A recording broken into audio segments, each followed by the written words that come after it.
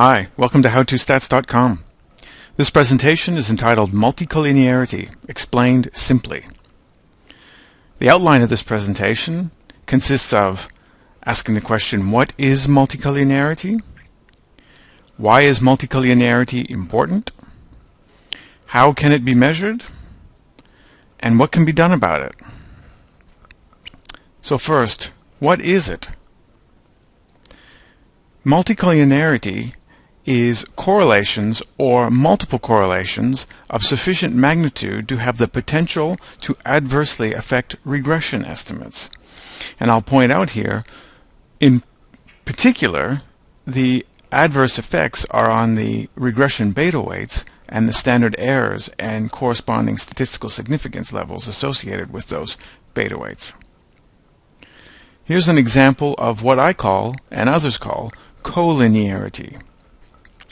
Now, collinearity is observed when there's one single bivariate correlation between two independent variables included in a multiple regression analysis. Now, this is a table that consists of several correlations between three independent variables and one dependent variable. And we can see here that there's a very large single bivariate correlation of 0.96 between independent variable 3 and independent variable 2. This would be arguably an instance of collinearity.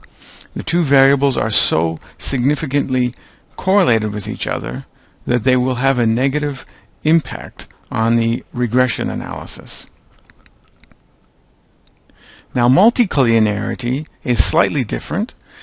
Instead of simply observing one single very large correlation between two variables, multicollinearity is observed when there are several correlations of sufficient magnitude that together would predict a very large percentage of the variance in that independent variable. So in this case, we have independent variable 1 and 2 where not alone would they be suggesting collinearity, although a correlation of 0.85 is large, it's probably not sufficiently large to suggest that there will be problems in the regression analysis.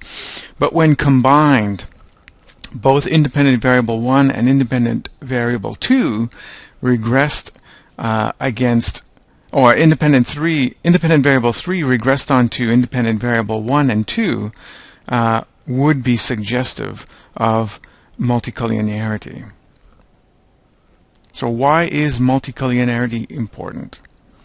First and foremost, you can get large R-squared values in your multiple regression analysis, but none of your individual beta weights will be statistically significant. More commonly, the multiple regression analysis will produce beta weights that are bizarre. They're in the opposite direction than what you would expect based on the pattern of correlations in the correlation matrix and theory. An additional problem is that removing or adding one predictor variable to the model will cause very substantial changes to the model. And in the worst case scenario, when there's very substantial collinearity or multicollinearity, the program simply will not find a solution to the analysis. So here's an example of multicollinearity in a correlation matrix that was produced by SPSS. And we can see that there's a very large 0.958 correlation here between independent variable 3 and independent variable 2. And this is the dependent variable correlations here. So what has that in terms of an output, in terms of the beta weights?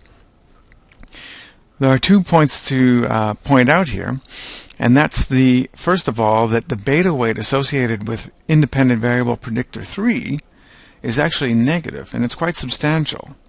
And this would not be predicted based on the fact that it has a positive correlation of 0.597 with the dependent variable in the correlation matrix. So this is very common to observe disordered patterns of beta weights when there's multicollinearity or collinearity taking place. Another